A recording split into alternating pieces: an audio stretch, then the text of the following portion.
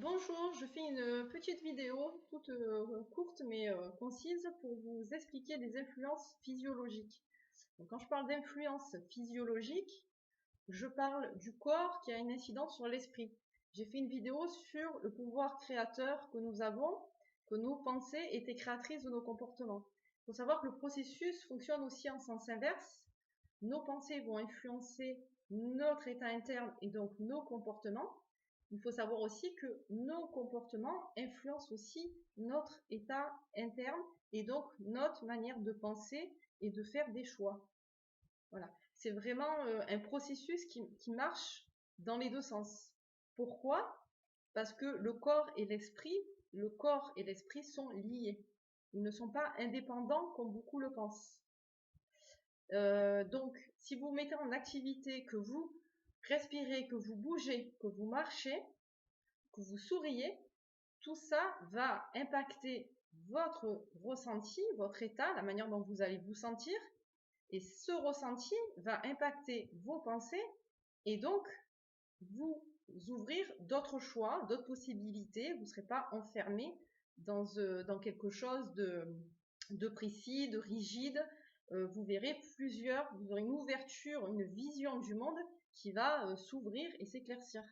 Parce que vous serez dans une attitude optimiste, ouverte, bienveillante, et vous allez avancer, générer quelque chose d'agréable et de positif dans vos vies.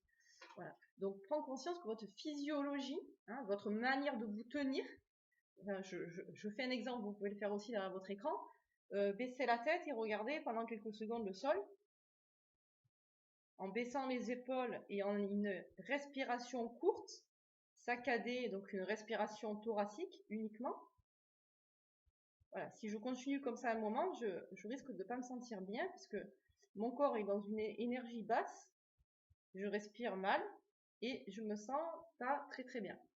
Maintenant, si je lève mes épaules, que je lève ma tête, je me tiens droite, et que je fais des respirations complètes, respiration abdominale, je vais commencer à me détendre. Si je vous rajoute un sourire, qui m'amuse beaucoup d'ailleurs, parce que je me vois sourire et que ça me fait rigoler, voilà, qu'est-ce qui va se passer? Ben là, je suis en train de me détendre, je rigole, donc si je dois citer une émotion, ça va être de la joie, je me sens bien, et là du coup, mon état interne va générer des pensées sympas, rigolotes, je suis dans l'amusement, la joie, et je suis bien, et donc j'ai envie de faire des choses et rester dans cette énergie, parce qu'elle m'apporte du positif. Voilà.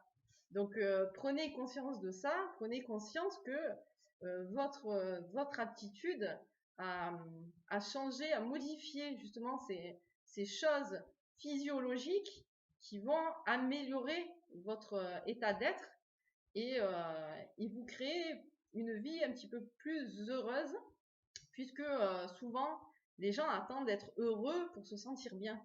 Ils attendent d'être heureux pour sourire. Quand on leur dit pourquoi tu souris pas, ils vont dire avec quelle raison j'ai de sourire, pourquoi je sourirais.